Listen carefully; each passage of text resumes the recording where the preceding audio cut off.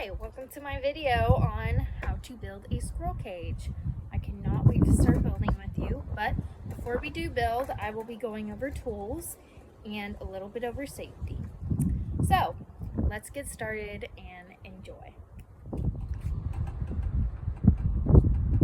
You are going to need a speed square so you can measure angles like I did for this. This is going to be the bottom of the squirrel cage.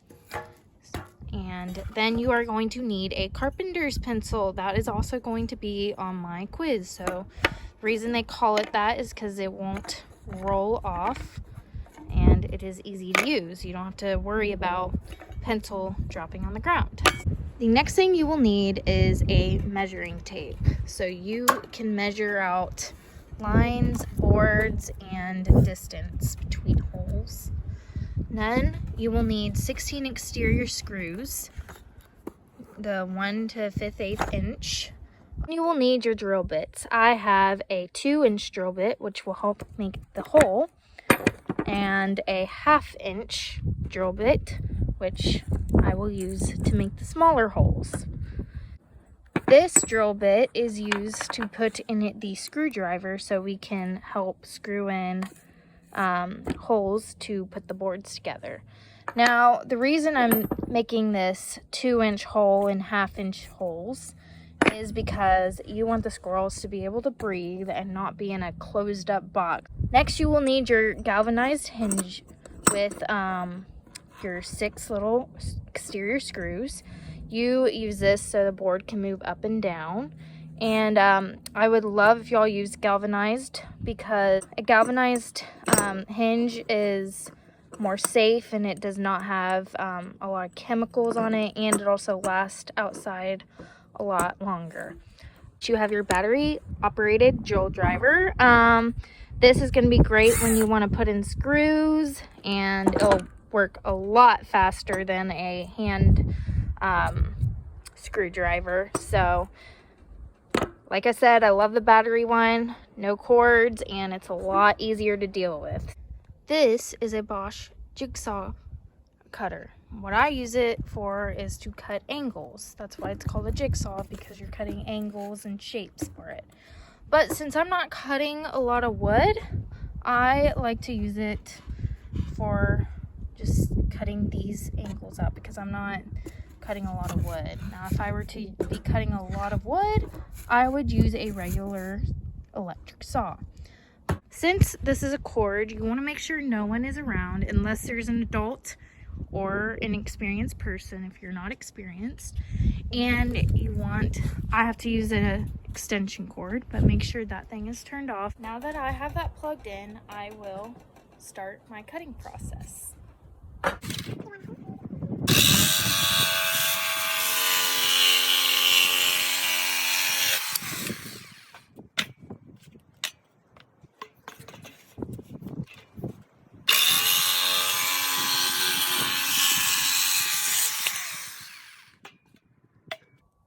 When you are done using this, you want to make sure that you turn it off and unplug it immediately, since you are not using it currently.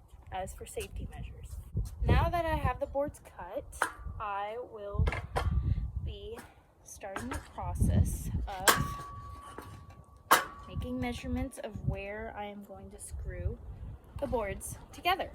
So let's get started. So depending on what your instructions for how far you measure to put in your screws for the squirrel cages, I like to use a speed square to measure, because it is a flat, non-moving surface and it's just easier. This is a bit more limpy and it's just harder and it's not as flat, and see, it does that. So you usually use this when you're gonna measure boards on what to cut. So I like to use a speed square, and since mine was 2 inches down, I am going to measure that 1, 2, and I'm going to make a mark. Yes. And then from there, I am going to measure down. I also measure 2 inches from the bottom.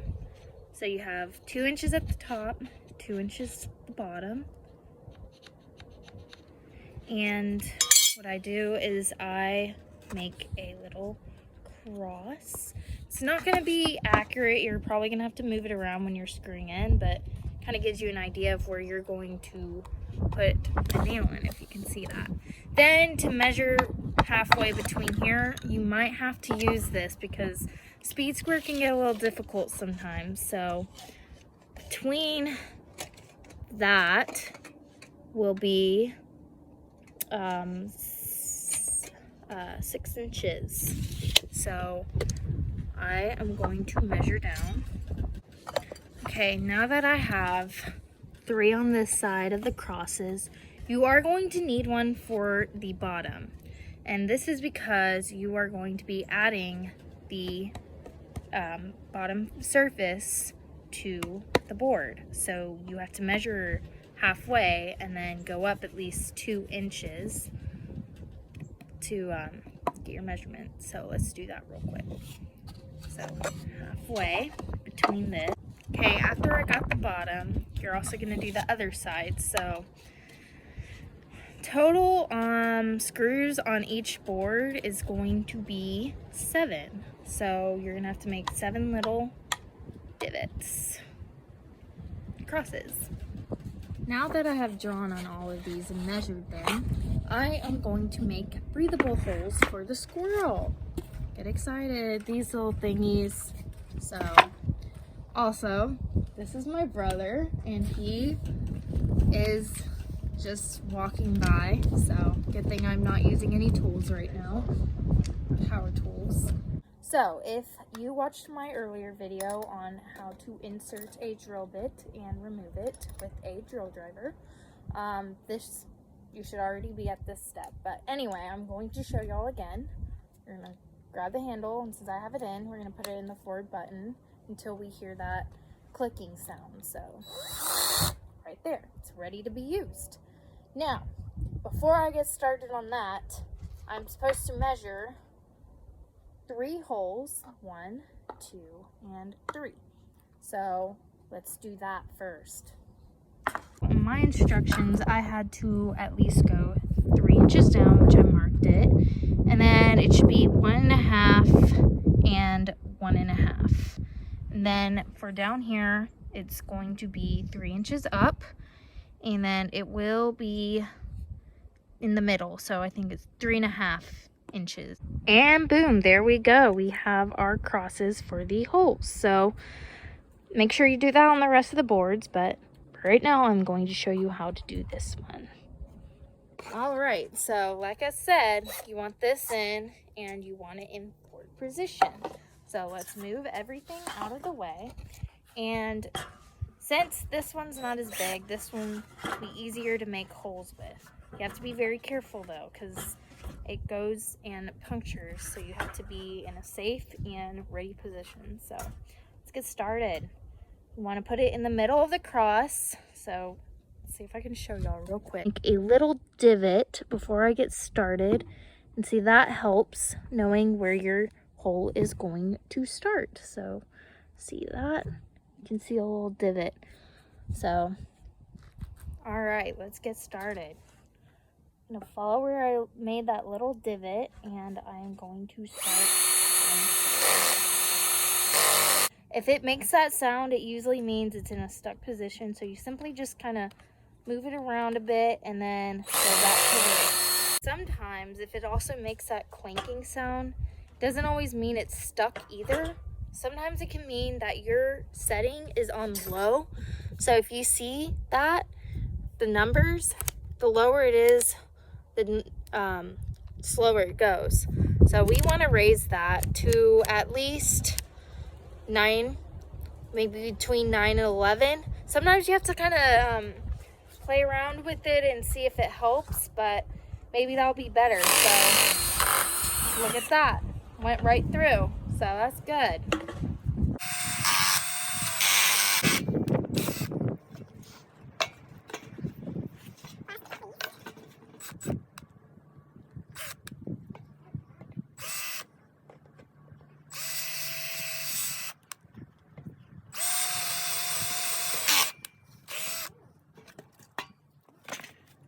All right, and there you go. You have your breathable holes. So you're going to do this on 3 boards, but you're not going to do it on the tallest board that you are going to use because that is the back board. So do this on the rest, and I will see you at the finish line for drilling breathable holes. Now that you have, the breathable holes, you are going to do this on 2 boards only. Only 2 boards. So I already did the other one, but 2 boards. And your 3rd board, that one is going to be for the big 2-inch hole in the middle. So that's your backboard. You're not going to do anything to the backboard because everything's going to be screwed onto the backboard. So don't do anything to the backboard. But for this one, we are going to put a 2-inch hole. On my measurements, I have to go at least 2 inches down. So I will be measuring 2 inches down and then 2 inches on each side. So here I go. I'm going to measure 1, 2. I'm going to make a little hole here. 3's in the middle, 4 there. And then we're going to go down for 2 inches. 1, 2, 1, 2. There you go. So I'm going to show you all how to do that in my direction so you saw how I did that. Okay, here we are. So how I did this was when I measured 2 inches on this side and, well, 2 inches on the other side, and then I went 2 inches down because since it's a 2-inch drill bit, it is going to take up all of this hole. We need to release this first before we start using the 2-inch drill bit. What I'm going to do is I'm going to hold the shaft, put it in reverse, and then look at that. That one was easy. Now, you are going to have to make this setting a lot higher because it is a more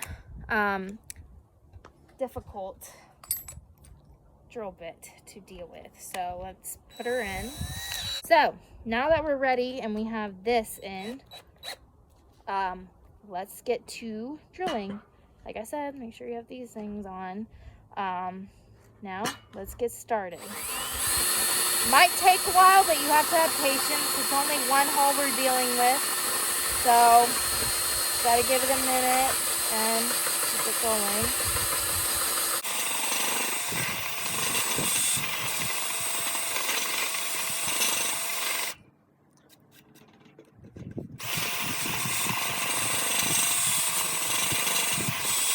This is option 2, which is a speed drill press.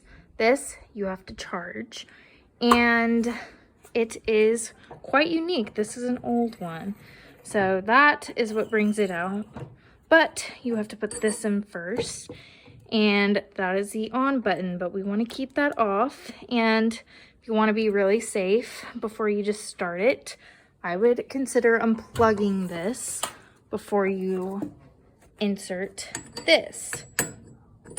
To insert this, you see, notice it well, just now went in, but in order to get it to do that, but see, now I can't get it in at all because I just tightened the handle. So to get it loose, you do it the other way, and oh, look at that. And then I'm gonna have a free hand eventually, but you go the other way and it will tighten. That is in. See, it was hard to use the battery one for me. Plug this back in and make sure it's off. Oopsies. And this is in. So look at that. So then you'll have to go down and all that stuff. Now, once you are done drilling in your 2-inch hole for the squirrel cage, we are going to start drilling in our screws to connect the squirrel cage together. So let's get started. Before we get started with drilling in our screws, I am going to show you something that's going to make drilling in the screws a lot easier. This is called a wood clamp. What it does is it makes it easier to drill in screws or nails, whichever one you're using for your wood project. And it does not fall, it's stiff, and it makes it easier when using. A more modern one is what you will most likely use. It's this, and it also holds together, but I love using the more traditional one. I feel like it's easier to use, so if you have one, definitely use it. Now, before you start drilling in screws, you want to make sure that your 2-inch hole is going to be in the front and your long board is going to be in the back. So what I like to do before I just start drilling in the screws is I like to make a little setup of how it's going to look. So you'll have your 2 sides and your front. So here's an example of what it should look like. Instead of the holes that you're seeing, it's going to look like crosses because I made y'all draw the crosses. Another thing is you want to make sure your 2 holes at the top and that 1 hole is at the bottom. So let's get drilling. Now I will be using this wood because it's easier to demonstrate and show you how you're gonna drill in the screws and some things you need to know before you just drill in the screws. You can tell there is a water hole and then the smaller hole where the screw goes in. We are going to be using a drill bit first. It's gonna be a tiny one. I will tell you which size I use, and why you wanna do this is because you do not want to break the board. It will start to chip off because there's too much pressure on the screw, and this can also break the little spirals in the screw.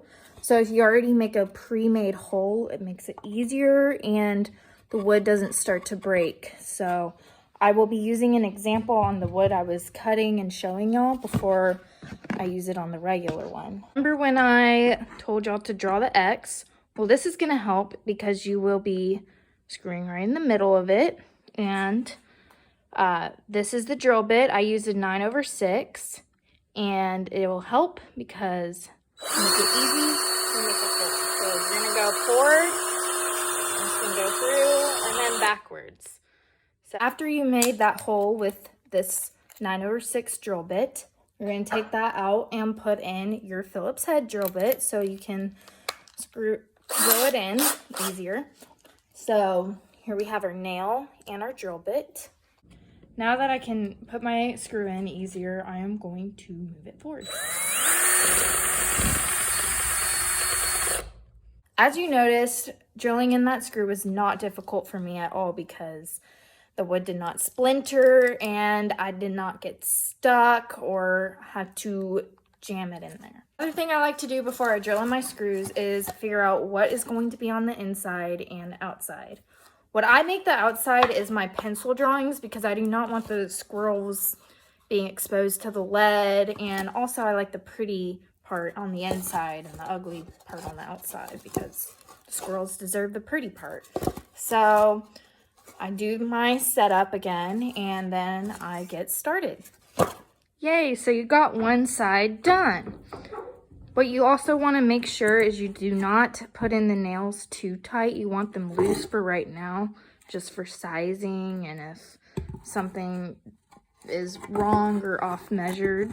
So now that we have done that side, you're going to do it on all other sides.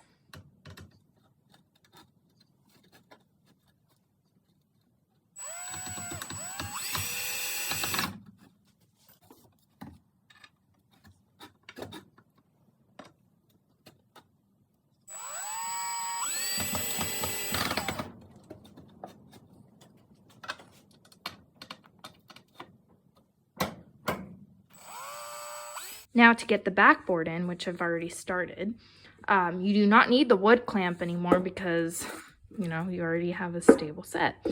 Like I said again, make sure the nails are loose and not fully tight, just in case you need to make adjustments or anything, because the wood can move and you want it to be as even as possible.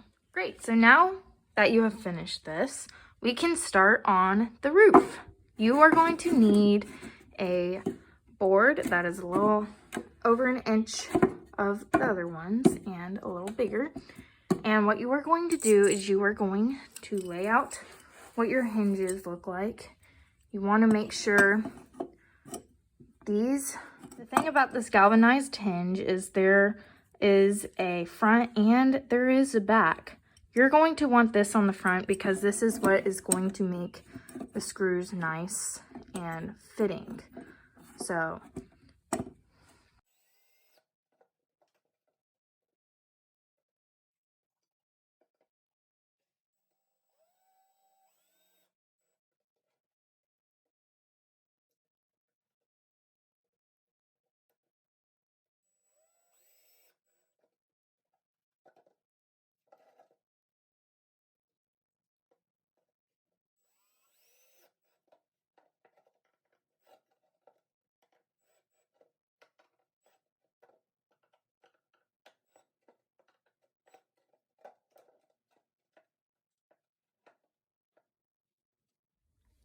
wow, so we are almost done. All we have to do is make a bottom, and you also have to have breathing space for the bottom and airflow. So that's why we are going to learn how to make 45-degree cuts. So let's get started on that. So you have your speed square and your carpenter's pencil. Now, how to measure a 45-degree cut on here? You see the 45? It's really simple, really. All you have to do is line it up to where it's on the edge. And you're using this to help you. And then, to get that, you just draw your 45-degree line. Now that we have our 45-degree angles, it's time to use the jigsaw to cut.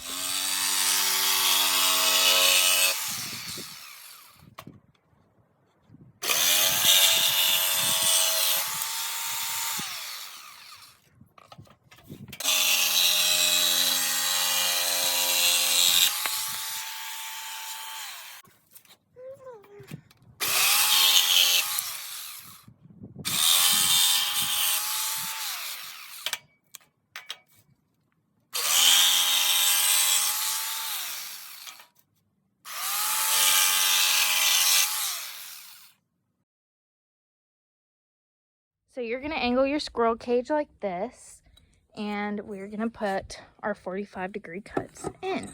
What makes it difficult sometimes is when I was making my squirrel cages, I had to trim some areas in order for it to fit.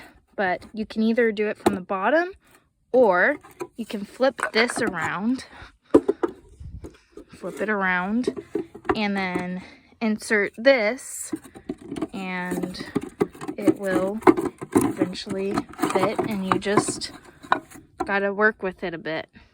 Once you have this in, it is time to start using the little crosses that I told y'all to draw and drill these in.